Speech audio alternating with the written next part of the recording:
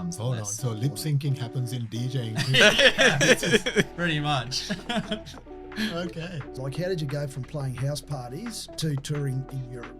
Camping table. The decks. The buttons. Yeah, the buttons. One play button.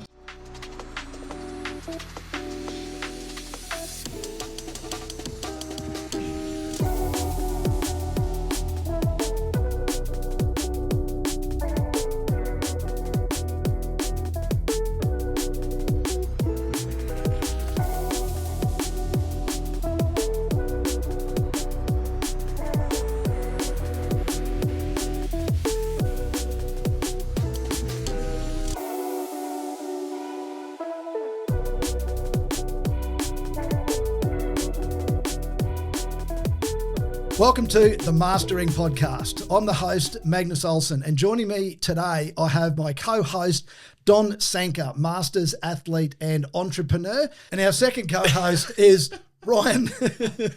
Go on, say it. Give it a crack. Skillet potato. Is that what you said, yes? Yeah, scallop. Scallops, silly potty. Shillaporte. Shillaporte. I'd like Ryan to introduce our special guest. So I did manage to drag him out of his hovel that is a room. Out of the cave. Out of the cave, pull him away from his decks and his computer. So today we are hosting Yussi. Now, Yussi is a DJ, but I think the term producer is more apt. Producer, both, whatever floats. And you've been a producer now for 6 years, 7 years? Yeah, about 6-7 years. I've been doing it properly for about 6. Yeah, and up and comer in the scene. He's played tracks with Coven, Lude. You've been on tour internationally now, and I think over 167,000 monthly listeners on Spotify as of yesterday or today. Yeah, it's just ticked over. Wow. It's going up and up. updated. I'm up with that. So I'm curious, Yussi, is it just Yussi? How did your name, is that your last name or? So I was born in South Africa and my last name is pronounced Ace, but it's spelled U-Y-S.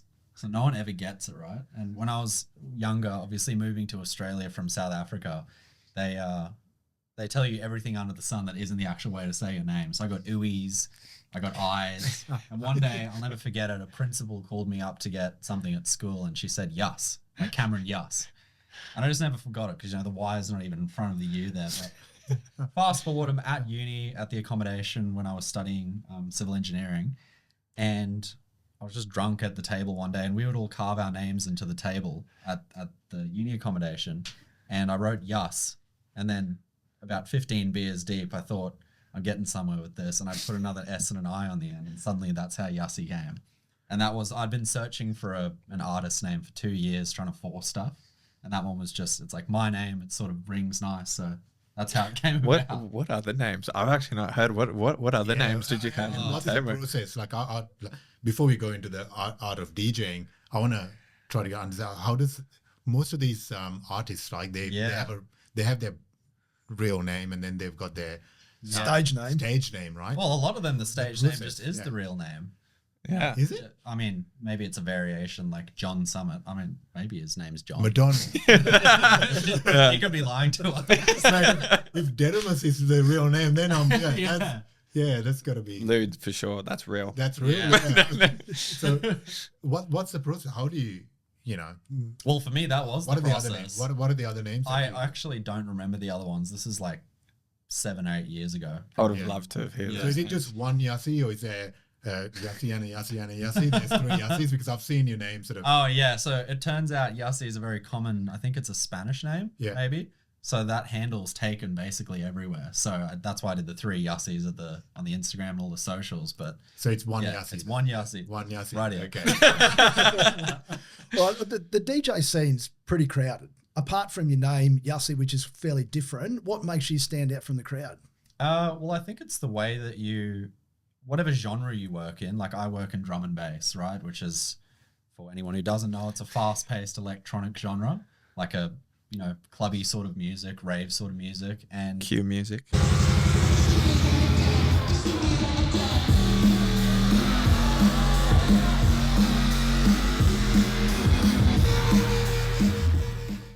Yeah. Working in within that genre, something I've always liked doing is bringing inspiration from other genres and pulling it in. So we work with like sample packs, for example. That's where you like grab the sounds to make the song. I'll sometimes make a whole drum and bass track, but like just using sounds from a house music pack or from an R&B pack. And then you essentially get like this unique product within that market, which would be completely mainstream in another market. Yeah. So it's interesting, like you can create this thing here that's unique within the confines of the one genre by doing that. So that's something that I've done pretty extensively, and it's actually helped me a lot. And I'll get into it later with like how remixes and that sort of thing come in. But yeah, it's actually become Can I take a couple of steps back and just, can you tell me what the hell drum and bass is? Like I've heard it. There's 3 generations of us here, right? Yeah. Like, however, music cuts across everything. And I think it predates you. Yeah. I don't know. But bass is a guitar and drums are the things that you hear. But I want to try and understand the history of this. Like growing up, jungle music was big, right? That's where it came from. Is that right? Okay, yeah. That's what I thought. So it's sort of drum and bass came from jungle in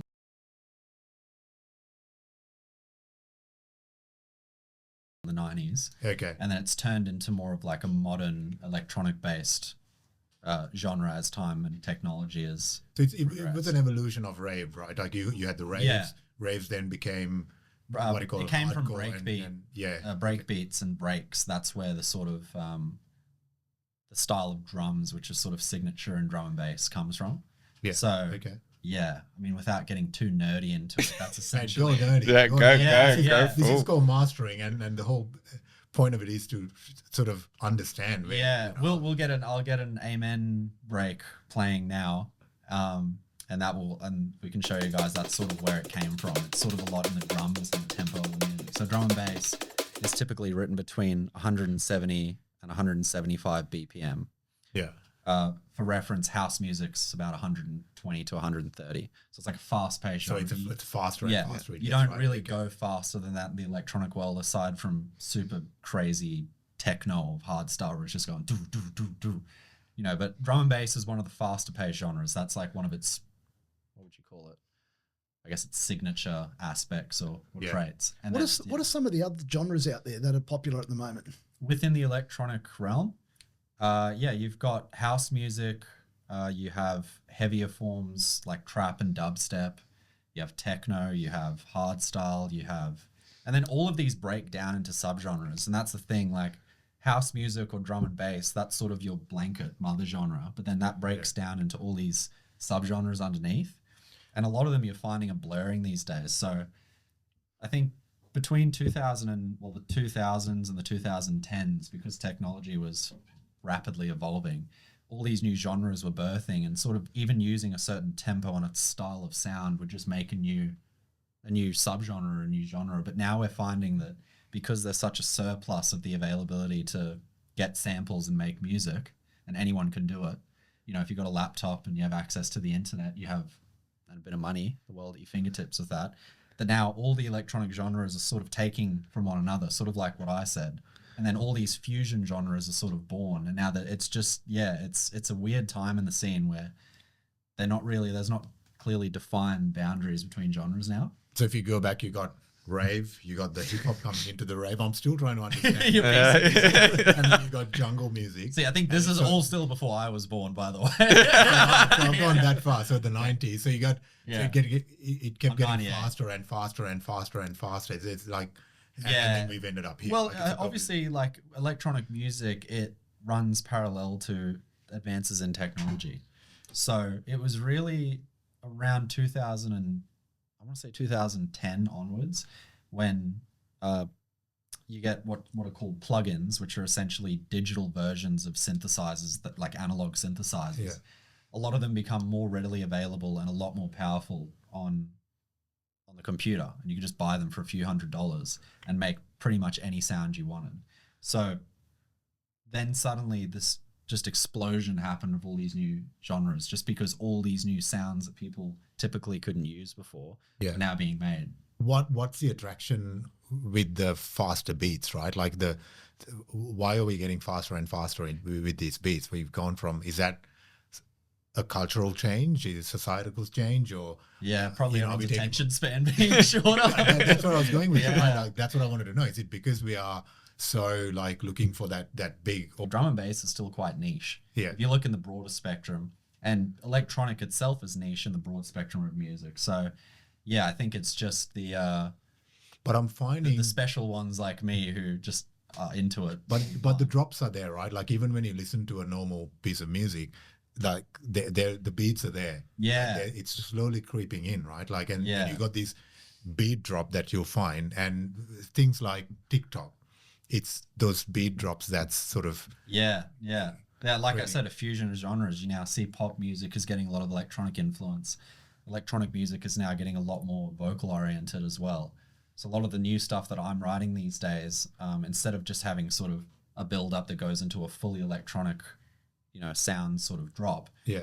I'll quite often have vocals over the drop so people can sing to it. So there's elements that are sort of crossing over from both worlds, from like pop and hip hop into the electronic world, and from rock and back and forth. And I love it because I've learned to work with that. And that's something that going forward, well, it's something I've already been able to use to carve out a niche for myself in the scene. Because instead of, a lot of people, for example, if there's a producer, a drum and bass producer, using sample packs for drum and bass, they sound a lot like other people. But by not doing that, I've been able to set myself apart and almost create this almost skip some parts of the scene in general. So yeah, it's interesting. But there's other sides to that. So the more unique you go, the less short-term gains you get from the scene. And what I mean by that is that whatever's trending, because the genres, there's constantly the subgenres are trending and everything moves around. If you adhere to a certain trend, you can get quickly a quicker following, and more people get around it because that sound is in style. But if that trend then goes away and you've associated yourself too much with that sound, people might stop listening to you because they're sick of that sound. Yep. The longer route is figuring out your own unique sound, and it takes a longer time to build, but I think it's a stronger fan base because they like you for you, and they listen to your music because they like your music, not because they like that genre. So yeah, that's sort of the route I've taken, and it's taken a little while to get here. It took quite a lot longer to, it's one thing to learn how to produce music well, but then to get to a point of producing your own style well, that is something that other people still will like. Because obviously there's also a point where you can produce music that's unique to you, but people might not even like it. So what's the difference between a DJ and a producer, right? Like, I'm going back, showing my age again. Like Timbaland was like that defining sort of producer, separating himself from. Well, the DJing is the performance aspect of it. So I'm a DJ producer. I produce my tracks and I release them on Spotify. When I go and play shows, I'm DJing those tracks out. That's how electronic musicians perform their art, instead of, a guitar or playing in a band or that sort of stuff. Yeah. What do you say to people that call DJs just button pushers and you're not a true artist? Oh, I mean, we pretty much are. Yeah, I mean, they're probably just not into the music as much, because then if you ask someone who's into electronic music, they'd probably, they get around it. They can appreciate the artistry behind it. I would tell them to go and listen to the soundtrack of your life, and most probably it's going to be done by a producer. Yeah, I think Dr. Dre, like that. If you look at my whole soundtrack, like what defines most of periods of my life, there'll be a track that's produced. Oh yeah, most major artists, in terms of, like, if you get a singer, for example, thinking like a Katy Perry or Taylor Swift, they don't just make the song themselves. They are one cog in a wheel of probably 20 plus people to get that song made. They'll have, now it's different. This is not a case for everyone, but sometimes they will just sing the lyrics that have been written by a writer over a track that's been produced by a producer. That whole track gets sent to a mixing and mastering engineer, which makes it sound full and sound good on radio and stuff. Which then gets given to a record label who sets up the release and all that. There's a lot that goes into it. So there's a lot of cooks in the kitchen, especially when you get to the higher levels of the pop realm, that I think people just sort of, they don't think about. They just, you know, you hear a Katy Perry song, it's like, oh, she made this whole thing. So yeah, it's interesting. I think with the electronics scene, a lot more of it's done by you. Like, I'm making the song myself. I usually feature vocalists because I can't sing. I can try, but I can't. And I'll sort of mix and master it myself and then get that to the record label to release. So you basically can release something with just two people involved. So you've got somebody that does the vocals and then you do everything else. Yeah, pretty much. I mean, I set up my own record label so that I can do self-releases as well. But working with a proper label is usually good because they have their own fan base and they usually have budget to put into it as well. That's the main thing. As you go further up, you realize that promoting songs isn't just about the song being good. It's also about money being put into it so that it can be pushed out to as many people so that more people see it. That's a big part that we can get into as well about coming up as a musician and as a producer, DJ, whatever, as an artist, is it doesn't matter how good your art is, there's also the component to actually getting it seen by people. And that's where this whole thing with social media then comes in. I think a big eye-opener for me was actually watching you make music from scratch. Now, you see like orchestras and composers and every part of it, you know, there's this, you know, hundreds of people sometimes all making this cohesive sound. Now, watching you do that from start to finish it blew me away. It was a completely different level of respect because everyone's like, oh, they push buttons. But when you listen to a song, I didn't even realize how many sounds I'm hearing, why I'm feeling that way when I'm hearing a sound, how it makes me feel. And the whole time he's just sitting there like a puppet going, you're going to feel this here, this is how you're going to react to the song. And I think that was a massive eye-opener for me. But before we go further, I think the big question everyone wants to know is why you got into this, man. Like what was the big start? I heard in the intro you said you were doing an engineering degree. Like, yeah, man, since I was sorry, that was a big 180 there. Sorry, mum and dad. Much to my parents' dismay at the time. So when I was 5, I wanted to be a civil engineer, which is weird for a 5-year-old, but that's what I wanted to be. And I not an astronaut, civil engineer. No, civil engineer. I wanted to build things. Oh, okay, makes sense. Build roads, infrastructure, bridges.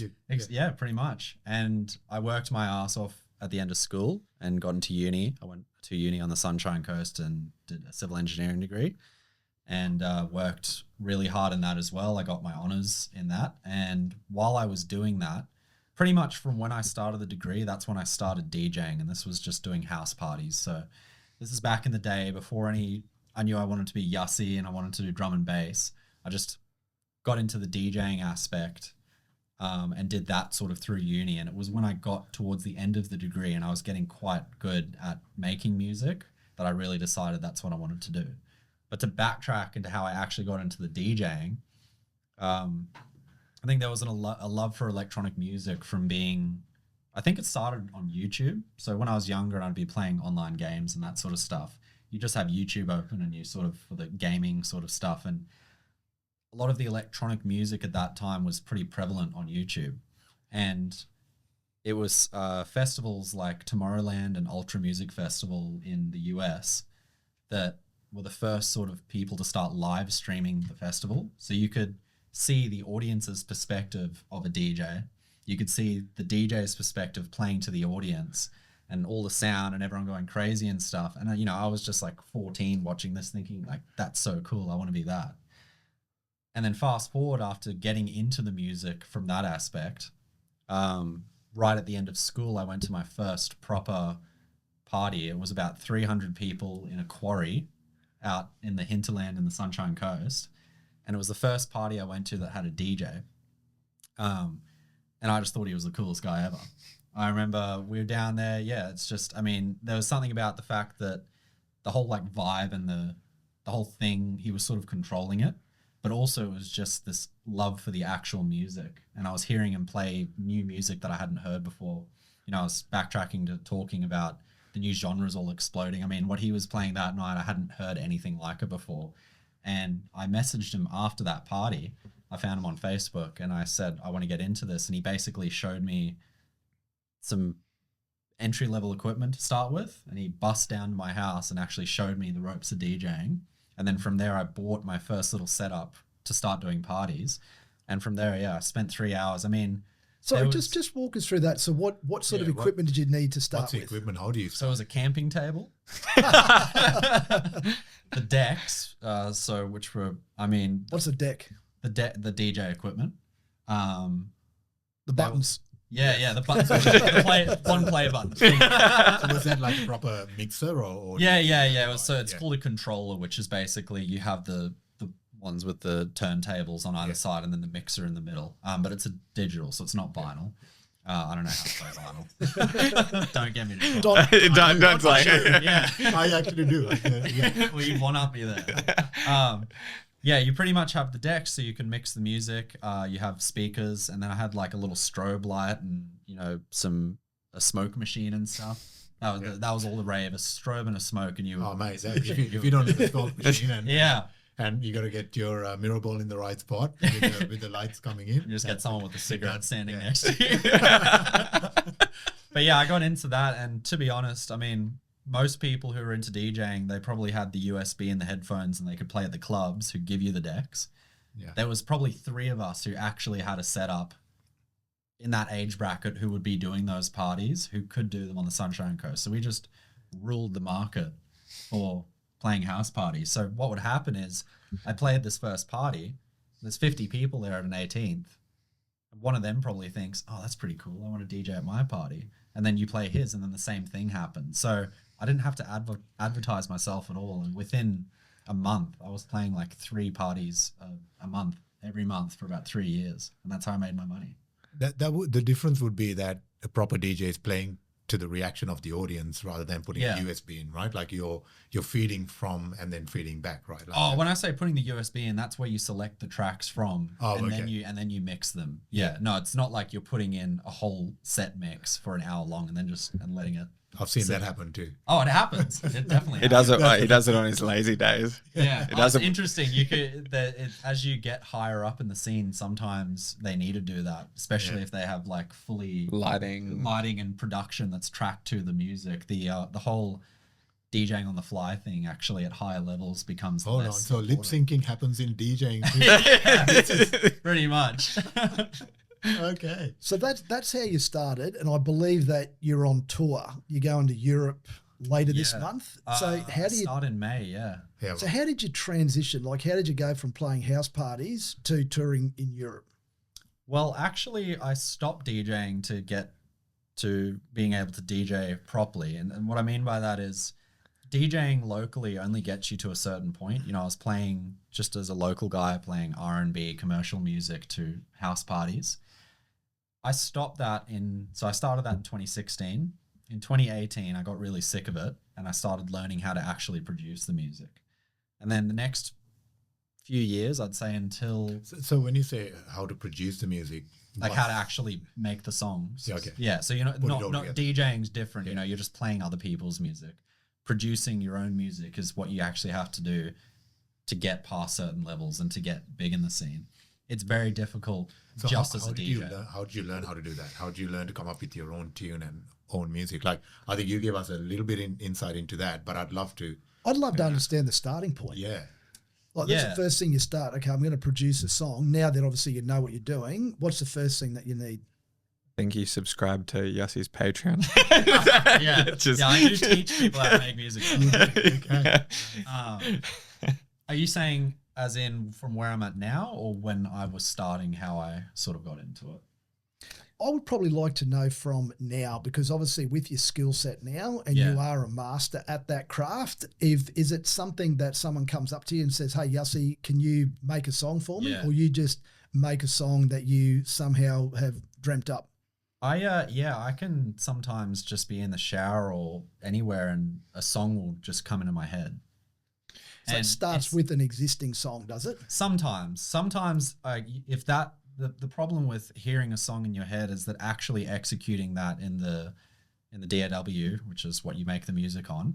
Ableton is the one that I use, which is a common electronic one.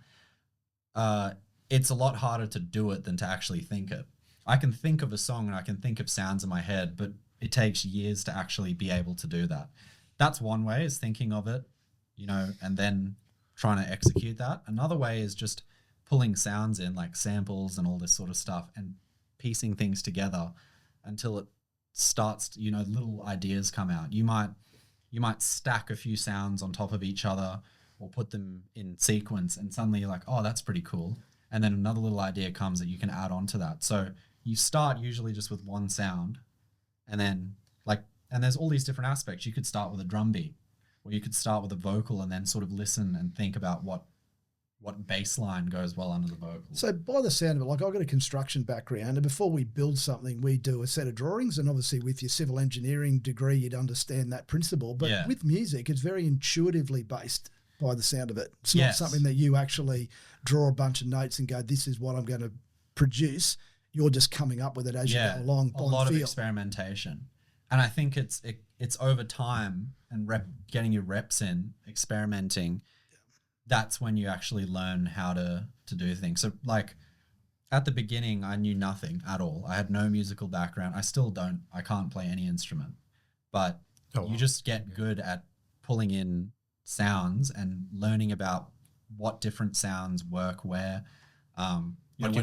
You're not tone deaf, right? I'm tone deaf. So it makes it really no. If I was tone deaf, then I'd be screwed. So that's you need to have something. If you don't play any instruments, like I know you said look at now, but I want to know, how did you get to that point saying, okay, well, I'm mixing someone else's music to, I want to make my own music, and then I want to have my own beat or my own sound. Yeah, genre. No, you want to... Like how you get from just DJing other people's to making your own? Yeah, and then defining this is my own sound, right? Yeah. Well, I think to the first part of that question, getting from DJing other people's music to making your own, I think just being a fan of a certain style of music so excessively that you actually want to figure out how to make it is what gets you into it. So when I was younger, I didn't really listen to, you know, commercial music. I listened to a bit of Green Day when I was super young, but most of it was electronic from when I was about 10 onwards, right? So it was this obsessive love with that music, which then got me going, well, I wonder how they make this, and it would be really cool to learn how to make this. Parallel to that, you then start seeing, like I said before, people playing that music live, and you see at the upper levels of that what that job and that career path looks like. And it's the combination of seeing the performance aspect with loving the music, which then makes you get to the point of wanting to A, DJ, and B, learn how to make the music yourself. So there's the performance, and then there's the actual production of the music that goes into it. And then fast forward, like how you actually get better at doing it. Like with any skill, it's just reps. It's practice. You start know nothing, and then you just keep going for hours and hours. Do you want to jump in and say how high your reps are? Yeah. So I hit my 10,000th hour of music production like a month ago. Over how many years? He's 6. Pretty close Wow. to that mastering. Nice. You passed that now, but I think it's like 10,200 now. I'm going to keep logging it. I was going to say, I was like, he asked to come earlier, and I said, not You're good gonna enough. So, You're not cool yet. we do have Love a to. definition. To be a master, you have to have done it for 10,000. Like that's a proper definition. Yeah. So, mate, good on you. But how do you break through, like, you know, every art, there's DJs and producers everywhere, right? How do you attract those, you know, artists to come and work with you, to collaborate, and how do you break through, and how do you sign a record label? How do you get there? So for starters, you have to get good at making the music. And that was something I saw early on. I realized that anywhere I wanted to go further in that career path, I first had to learn how to make music properly and do it well. And I wanted to do it well enough that I could lean back on that I didn't have to force any other, you know, marketing and all these other things, that like my production quality could be a staple reason that people are attracted to you in that industry. So that's when you just go into the cave. That's when you go into your room for years, and I basically said, I sort of loosely knew about the 10,000 hour rule, whether or not that's real, but I thought if I do this for 10,000 hours, I'll be good at it. And I started logging, and I aimed to hit 30 or 40 hours a week every week, and I have done that every week since, and that was 6 years ago. So really, it was nothing, like I said, there was no prior talent, there was no musical genius to me or anything. It was just seeing a career path and lifestyle I wanted, and then understanding that even though I didn't know anything, if I just put in those hours every week, and just basically you have to become obsessed with it. I mean, that's the only way that something would happen. And you go into a pit. I think you're selling yourself short. You got to have some type of music genius there to, like, anyone can practice as much as they want, but if you can't hear that beat, if you can't follow a process, and if you can't put it all together, music is one of those things. I hear it every day. It just doesn't matter how much I practice. It's an art. It's like painting. I guess you're right. That love of the music and hearing songs in my head that definitely helps.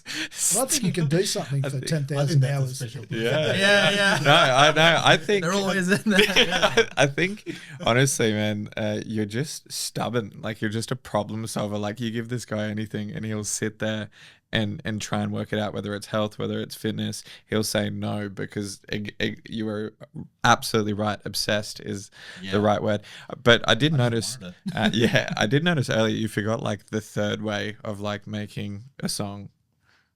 There is a third way. I'm using actual instruments. No. Just your friends bullying you into it. He came around one day and just said he wanted me to remix Arnold Schwarzenegger. There's an infamous video of him talking about a stogie, like a cigar, and he came around and he showed me a YouTube video and he said, "You're turning this into a song before I'm leaving," and I did in like 6 hours. Wow. 6 months of bullying it took to get that 6 hours. I kept sending him versions. He said, "It's cool, but it's not really good." And then I'd just go back to the drawing board and make it. Meanwhile, I'm trying to actually do a bunch of other songs, but had to prioritize Ryan's. Yeah. So tell us a bit more about the up and coming tour and how that opportunity arose. So I, in a short way of answering that, Ivo, a booking agent based in Amsterdam, reached out and he said he's been following my project for a little while and he's seen that I'm quickly gaining traction in the scene, and he asked if he can represent me as my agent over there. And I already had a manager at that point, Gabe, and we hopped on a call with him, and within an hour we basically had said that it was a good idea to go forward. And from that point, he now at the moment and for the last 6 months since that call has been using his connections in the music scene in Europe and the UK to basically pitch me for shows. So his job over there, and a booking agent's job, you essentially, like, as an artist, you usually at some point you'll get a manager who is usually just with you worldwide, and a booking agent for different regions. So I have an agent for the Australia, New Zealand, Asia region. And now Ivo takes care of me in the UK, Europe region. And then at some point, I'll probably get one for the US and Canada.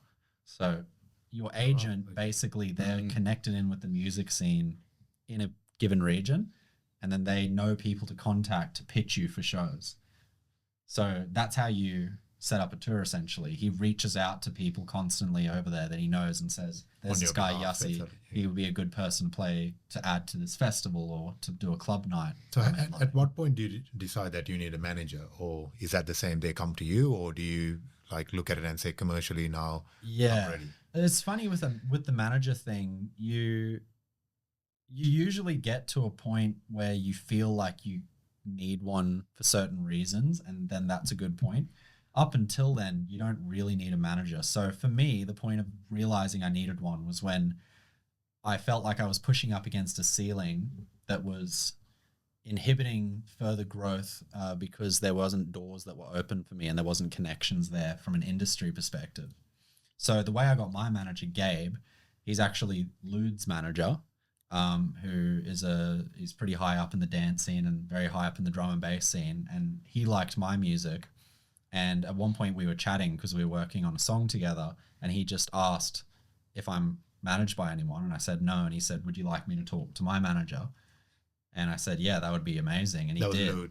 Lude asked that, yeah. And he said, do you want me to talk to Gabe, my manager? And then, yeah, that led to me hopping on a few calls with Gabe for him to basically check out the project. And then he said, yeah, he thinks it's a good idea. And now he's on board with it. So having the manager on, someone like Gabe, for me, who's worked with Lude, who's doing international tours, there's doors that are open there that I can't open myself. And a lot of the work comes down to just the grunt work that I'm doing in, you know, finishing music, getting the music released, going and playing the shows and stuff. But there's things here and there that Gabe can contact certain people that I can't. He might know someone at a record label that I don't and say, hey, we've got this artist who's doing quite well.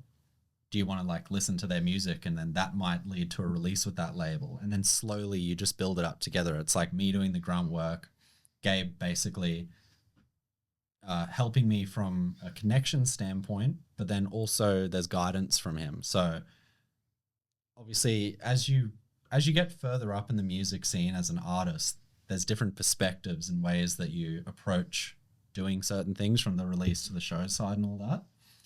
And by him working with an A-list touring artist, like worldwide touring artist, there's things he can tell me that maybe I'm thinking in this headspace that he has a broader view on and can actually help guide the project a bit like that. So yeah, your manager just comes on essentially to help with that. Also, there's admin things like reaching out to labels. For me, I can just say, hey, can you reach out to this label and pitch my music? Or can you hit up this artist's or this feature vocalist management team? And then, yeah. How does labels work? Is it you have multiple labels, or you just sign up with one? And so back in the day, and I'm talking like, you know, 30, 40 years ago, it was pretty much you would sign to one label and they would just release your stuff. And I think the labels back then had a bigger part to play in the development of your artist project. Sort of like what I was talking about with the manager. The label almost curated your entire they gave you a platform and then curated your entire projection as an artist. Nowadays, it's a lot more unique to the individual artist, and especially in the electronic scene, you'll just release singles with labels. And if you want to, you can release more. You can do an EP, you know, 4 tracks. You can do an album, which is usually about 12. But you usually start with singles. And that's what I like to do, because when I've worked with probably like 20 record labels at this point. Yeah, wow.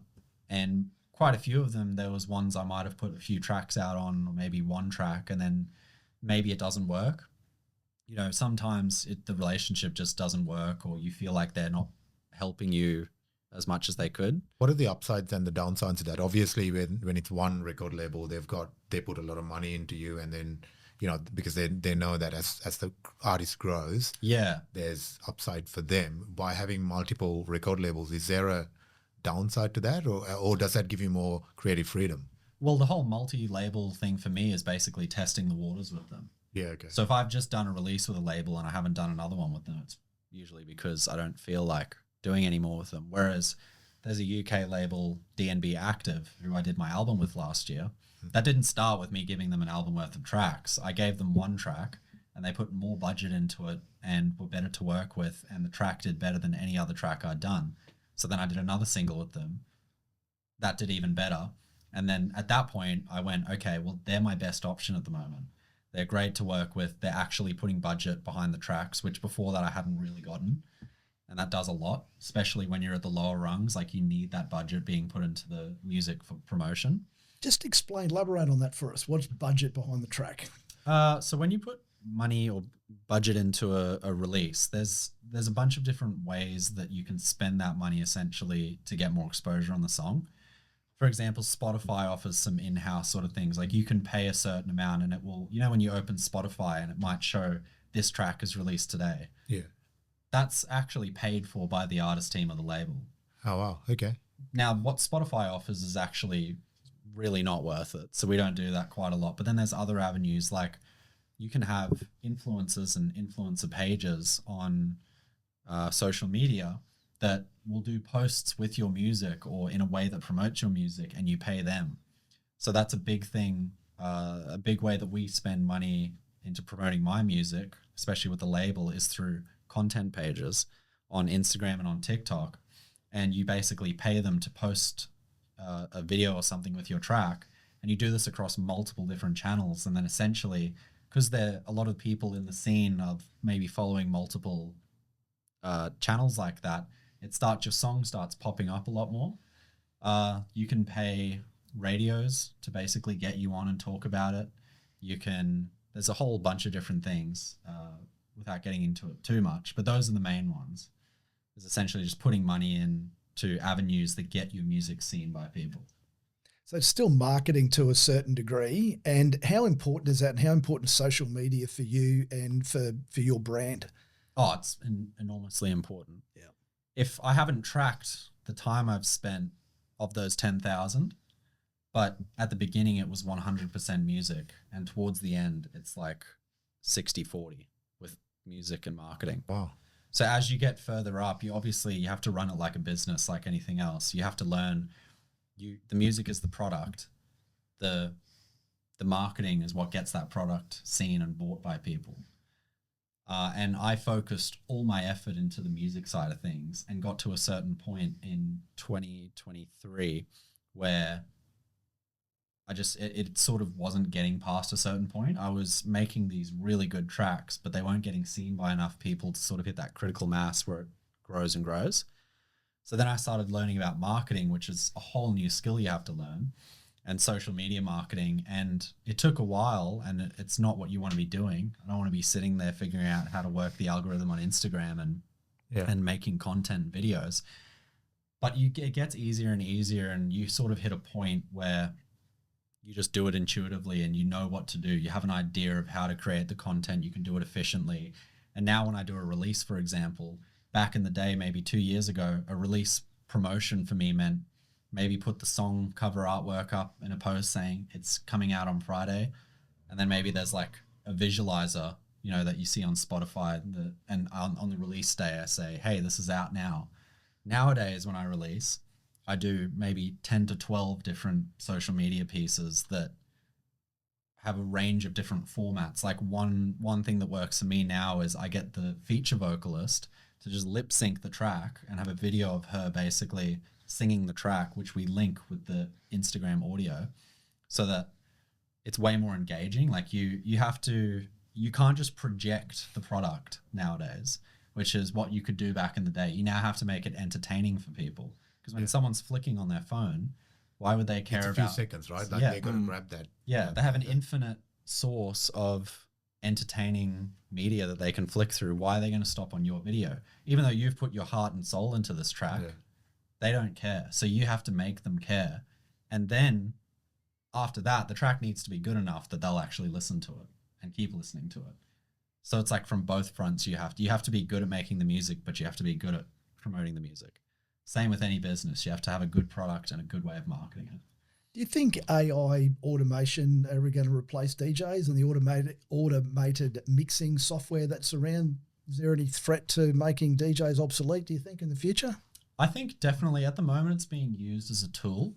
So, for example, when I make a remix, I use AI websites which rip the vocal out of the original track and leave you with just the vocal. And then from there, I have the vocal stem, which is what it's called. And then I write a new track underneath, and then that's my remix. That's one way of using AI. Yep. You also have AI forms of sound design, which is where it can spit out different sounds, which then you can piece together. But again, that's just replacing getting samples online. So at the moment, there's a lot of forms of AI that are coming into different tools and aspects, and there's thousands of different things that go into making a track. And I think from that perspective, it's very healthy. And I think it's just another step forward in the technological advancement. Now, where they actually just input some stuff and it produces a whole track for you, that's the bad side to it. That's where you can have issues. And as that gets better and better, because it's already getting pretty good from what I've heard, I don't use it. You have to take my word on that. From what I've heard, it's getting better and better. And I mean, I've even seen some full-on Spotify accounts pop up that just spit out AI-generated music and actually get a following on it. But something you always notice from it is that the release side of things and Spotify and the music, that doesn't necessarily equally translate to getting show opportunities. getting show opportunities and actually performing your art and getting to tour, and which is the end goal essentially. I was going to say it's just all the elements coming together. Yeah. It's still going to require a human Human cognitive ability, aspect, right? Like people also, the thing is, as AI gets better and better at making music, the scene's also shifting at the moment to a point where people are more focused on the actual person rather than the music. So think Fisher. You know, like Fisher makes pretty good music, but a lot of people, and the reason he's so massive is because of his personality. So now also it's another aspect is you can't just be a personality-less, if that's even a word. Personality. No, he just read it. I was like, you need to have a personality these days if you want to be an artist. You know, gone are the days where it's just the all black wearing, you know, producer who doesn't really say much and just sort of projects and says, you know, this is the music, listen to it, and people go, oh my god. You know, nowadays it's you need to make the good music. You need to know how to release and how to market. You need to have a personality and a social media presence. So more and more, the skills of being a music producer or the other skills involved in releasing and marketing and playing music, they're coming down to the producer. So you have to be sort of a one-stop shop. I think, you know, imagine what you could do with AI with that 10,000 hours you had, right? It's about understanding how you use AI versus being afraid of AI. Yeah. You got to embrace. And if you can do that and you have the right personality. It sounds like you are, because it's reducing a lot of those time intensive activities that you need to be able to get it to where you got to get. Like you said, now you've got that AI software and you pull out the vocals and you're left with that. Whereas in the past, you might have to spend a few hours getting it to that point. You were getting to that same point. It was just taking a lot longer. Like you said, there's a lot of aspects like that in music production that you really know what you want. It's just about bypassing the technology to get there faster. That I'm assuming that is what AI will do for the music industry. I'm hoping, but I can't see it being a situation where you suddenly just don't have artists and everyone's using AI. But this is where you were selling yourself short. The music genius comes in, right? You can't replace the music genius. The music genius will always find a way to make that better, right? Yeah. AI is always going to be able to create that repetitive large language model, putting stuff together, scraping the internet. Yeah. It'll create new sounds, but the music genius will always find the artistry in it, right? Yeah. And I think that's where we're gonna that plus the adhesion of, you know, the songs Human and the music personality. to the artists themselves. Yeah. So yeah, from that standpoint, the fact that it's a lot more focused on the artist is something that will combat that. And also these days, the thing is, the ability of anyone to make a track these days is a lot better than what it was. So there's, you know, back in the day when people sampled music, you would take little snippets of maybe you'd find a hip hop song and it would be the first little bit of instrumental before the vocals come in, and then they would sample that.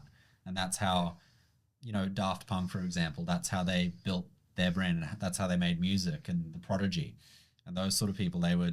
Those early electronic pioneers, they sampled old music and other music. These days, you can go onto a website online and you have 1 million sample packs, and you can, you know, when I go and get a sample for a song now, I can perfectly type in the key of the sample, so like the note, the type of sample, whether it's a vocal, a drum, a bass, maybe something like that.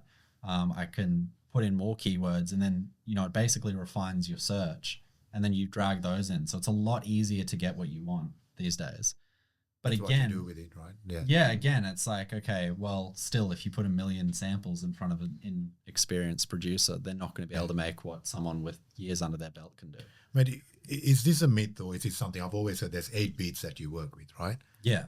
Is that true? Is that the 8 beats you work with? Yeah, so you're like 1, 2, 3, 4. That's electronic music. Yeah, so there's regardless of it's an AI or a human, there's only 8 beats for you to work with. So it's always been easy for anyone if you wanted to do it, but I guess yeah.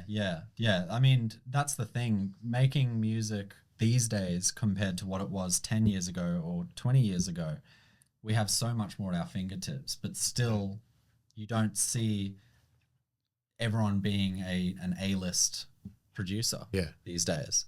Also, the quality, the standard also goes up. You know, like, for example, you know, what would have passed 10 years ago compared to what would have passed now, there's a lot of aspects where the music now it's a lot better. You know, like from a mixing, mastering, and like a cleanliness of the track and like how well it hits on the speakers and all that. The stuff I'm making now is leagues ahead of what Calvin Harris, for example, was making 10 years ago. But the actual, how catchy the music was and the music ability of what he makes, that's in the end what gets you to the big leagues. It's making music that people just like listening to and that's catchy and that stays in their head.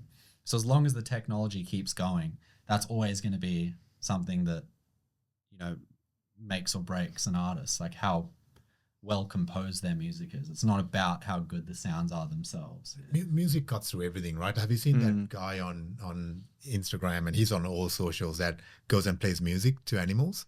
And they, you guys have to check this out. Like you got too much time on you. Man, it's not time. It's finding the right stuff to work. Yeah. Refine searching. Yeah, that's it. You got to learn how to search better. So what did you type in to get that? I think the system understands that I like these kind of really good stuff. But it's just like he goes in front of animals, starts playing music, right? And all these types of different animals. And we'll have to do a cut of this into this episode, because it's absolutely amazing what music does. Yeah. Right? Yeah. The people behind it, like what you guys do. I don't think it's ever gonna get superseded by technology. Yeah. But what I want to know is, mate, what do you do when you're not making music, right? Like what? I sleep. No, seriously, like it seems like 10,000 hours, you're putting all these hours in. Yeah, it's pretty crazy. You have to be obsessed to really make it. I mean, maybe for some people it's different, but I think for the vast majority of people, and at least in my position, you just have to, it has to be the thing you think about mostly from when you wake up until you go to sleep. And it's not healthy. Not at all. What about from a health and fitness perspective? Because obviously you're locking yourself up into your cave, but I know you guys did a workout today. Well, mentally, this is like you're using so much. Yeah. No, it's good that you asked that question, because I balance the unhealthy aspects of working so much on a computer and being locked in to making music with working out quite a lot. So I work out like 6 days a week. You know, I try and get outside and get sun on me as much as I can. I'm very into my health and fitness and eating like that. And you find a lot of artists, as they get higher and higher, especially because then touring comes in, which is even less healthy. You know, you're lacking sleep, you're around partying, alcohol, drugs, all that sort of thing in different time zones, that you actually need to be really conscious of your health, and you need to upkeep that. And I find, you know, when I have a couple of weeks where I have some deadlines to hit with music, and I put in more hours than I usually do, and I take that away from, maybe I skip a few workouts or don't eat as healthy, my mental health just starts dipping very quickly. So, and as time's gone on, I've learned to monitor both sides more. So I think balance there is a really, really underrated thing that people don't think about. And I say that, you know, being someone who's put in all this time constantly, but that's it.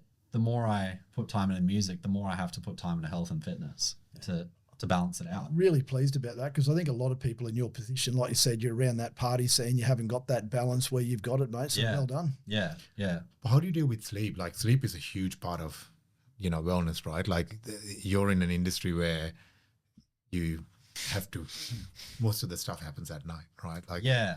Well, I not luckily, but I haven't done any major tours yet. This Europe one for me will be the first one. But even then, you know, I'm going for 3 months. At the moment, I have about 7 or 8 shows locked in. So it's like I'm playing one every week while I'm there.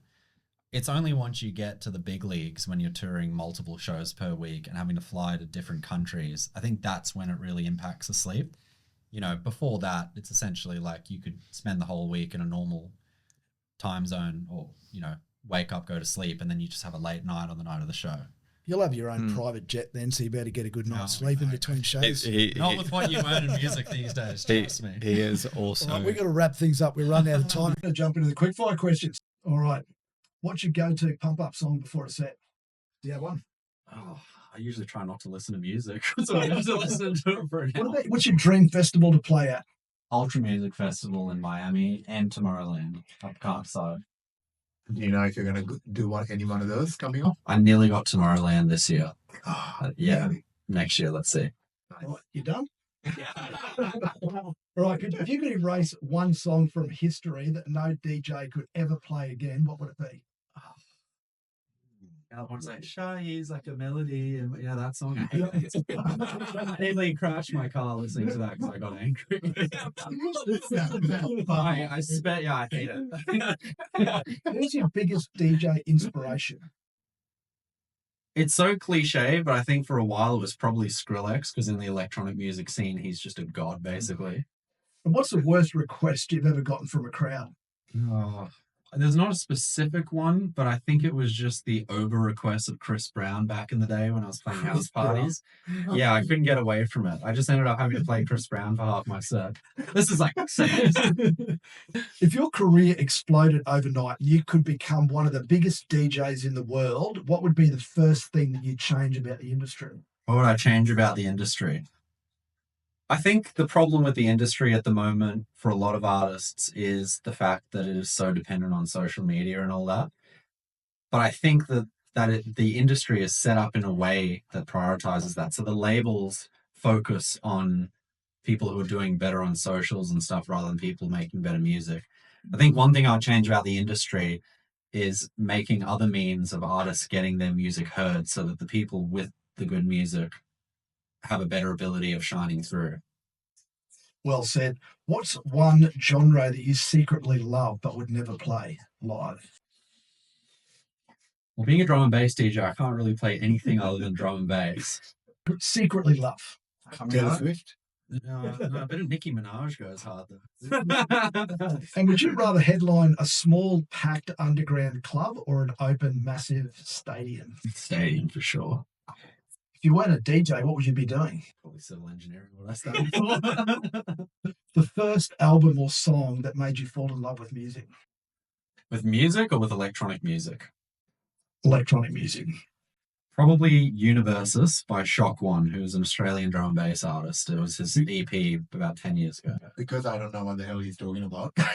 What made you fall in love with music? Well, I mean, probably that Green Day album that had American Idiot and all that on it. Oh, I don't know. Yeah. That was the first when I had a little jukebox. That was it. Yeah. That was the first. Just to jump in here, is like you've played the Shock One as well, hey? Like, Yeah, he released my first EP, which was a really cool moment. Oh, wow. Yeah, so that was sort of the first time it ticked over for me from being I'm producing and learning to produce to now I'm releasing artist. I'm able to release an EP with an artist whose music got me into that. So that was cool. Wow, how good. Last question, mate. If you could collab with any artist, dead or alive, who would it be? Probably Skrillex. And everyone in the electronic scene will be watching this will be like, shut up, everyone's I mean, I gotta say he's still on top in the electronic music scene, so he's so good. I feel like if you do a song with him, you also blow up.